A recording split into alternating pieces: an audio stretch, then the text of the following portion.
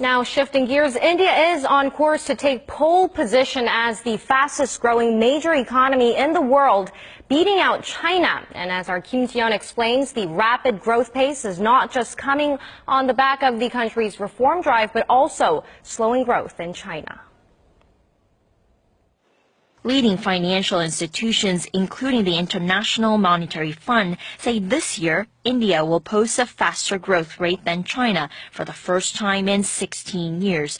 China has fallen away from two-digit growth and is busy unveiling a series of expansionary measures to try and maintain its growth rate at around 7%. On the other hand, India, spearheaded by Prime Minister Narendra Modi's economic reforms dubbed Modinomics, is sailing. The IMF projects India's growth rate to reach 7.5% this year, thanks largely to an anti-corruption drive and measures that aim to attract investment to the country's manufacturing and infrastructure sectors.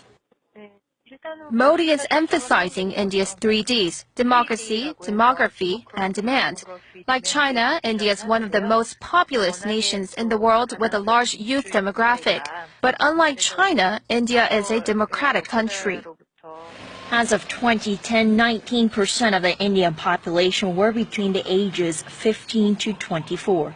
Despite these conditions, the researcher cautions that a shift towards economic powerhouses depends entirely on the government's commitment to carry out its economic reform plans. For now, it seems that the Indian central government is super motivated. It announced plans earlier this week to boost infrastructure spending by $11 billion this financial year, on top of its original plan to spend $137 billion on its railways over the next 5 years. Kim Ji-yeon, Arirang News.